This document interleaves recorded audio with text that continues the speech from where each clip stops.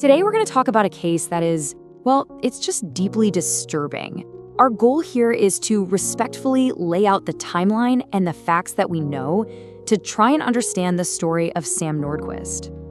This single sentence from the early reports, it just hits you. It captures the absolutely tragic end of a journey that started with so much hope.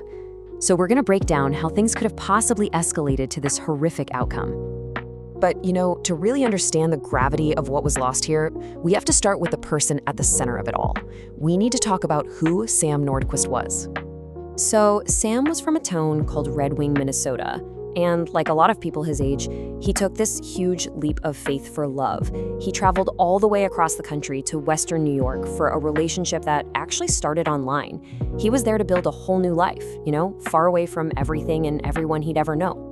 And back home, his friends, they remembered him as that kind of person who just always show up for you if you needed something.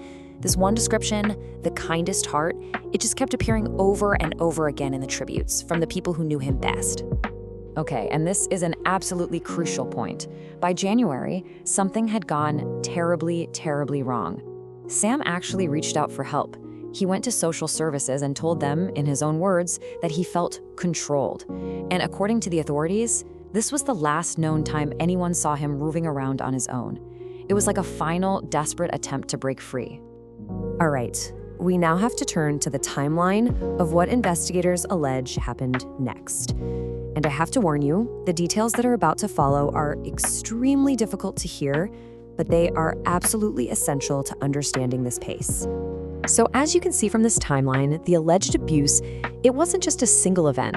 It was this sustained campaign that seems to have started back in early December.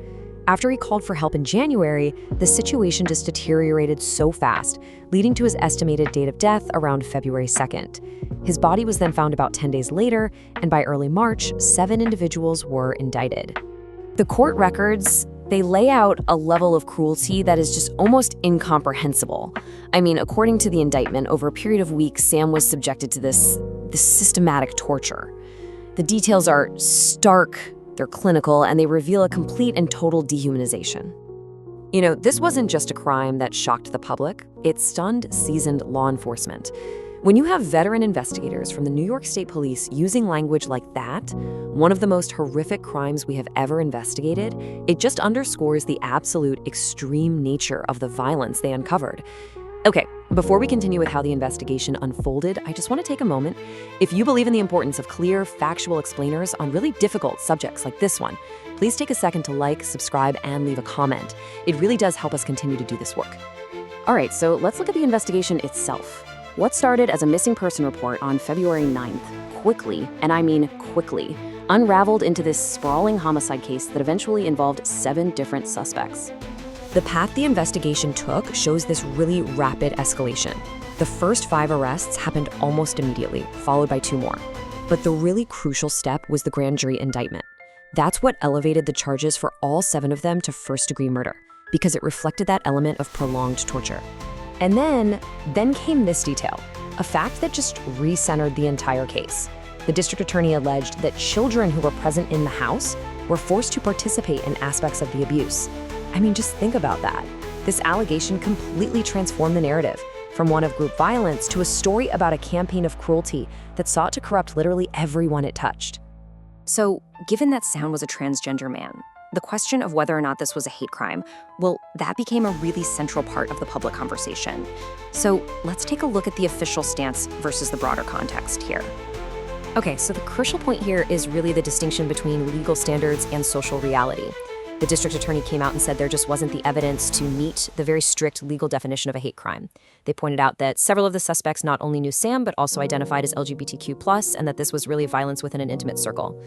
But at the same time, advocacy groups rightly pointed out that this kind of thing doesn't just happen in a vacuum. Trans people face systemic risks that make them so much more vulnerable, especially when they're isolated and their support systems fail.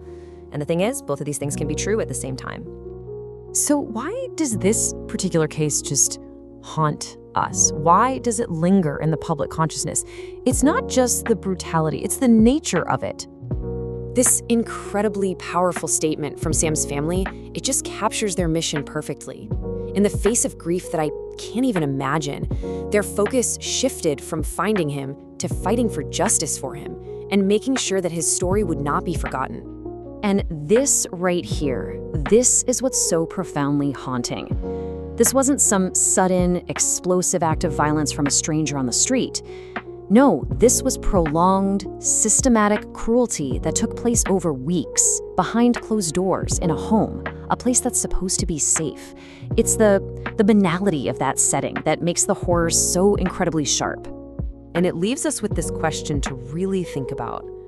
Why does a case of intimate, prolonged cruelty like this linger with us more than a sudden act of violence? What is it about this kind of slow, intimate violence that disturbs us on such a deep level?